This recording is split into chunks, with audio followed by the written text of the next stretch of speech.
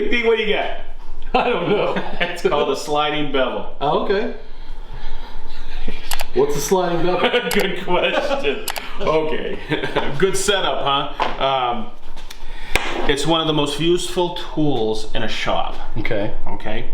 So measuring angles and transferring angles. Oh, okay. Makes sense. Do you see any scales on that?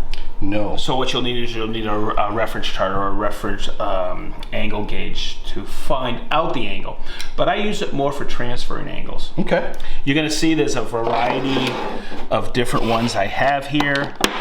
This has some angles on it. I don't rely on it. This is just a real slick one I used to bring to a job site.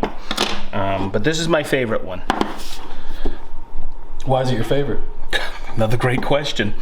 I've always chosen a sliding bevel because they all pretty much work the same. Okay. It's how easy it is to lock and where the locking knob is. And you're going to see the difference in all of these.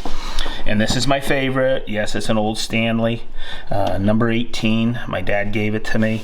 But this has a locking knurled knob here. And for me, as I'm doing layouts, it's too far up, but also like let's look at this one. This is a real nice one.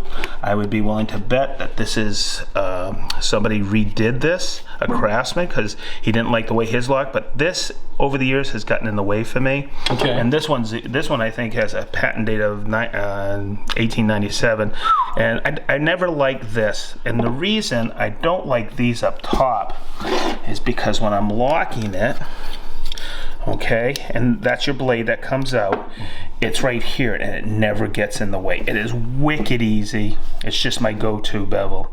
Nice. So here comes a question you're supposed to ask me. How do I use it? Okay, it's really easy. All the blades are usually stored right inside. It's got a point to get you into some corners and stuff, but it's real simple. Say I need to find out this angle right here. Whether I take it from here or from here, how I want to lay it out, I just take it in like this, I hold it, and I lock that knob. Okay. Okay, and then, or there's sometimes if that's enough, I can transfer it to somewhere else, like over here on this piece. There's another great way to use this, is I use it when I have the right angle and I'm drilling for a table or a stool leg.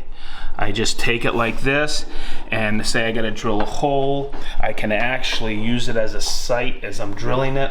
There's hundreds and hundreds of ways to use a sliding bevel. So once you set it right here on that angle, now I know what I cut that, okay, over on my Capex, but I've always had one of these. It has all kinds of angles on here. I just take, and if I need to know what that is, I just take this part, I put it right up against here, and look, see that read? It's 5 degrees right there. So I know that is. So if I need to know the angle, cool. I just find it like this, and I could go and make a duplicate over on the Capex. That's wicked awesome. Sounds cool. Yep. So as we always end these segments, Be positive and stay sharp.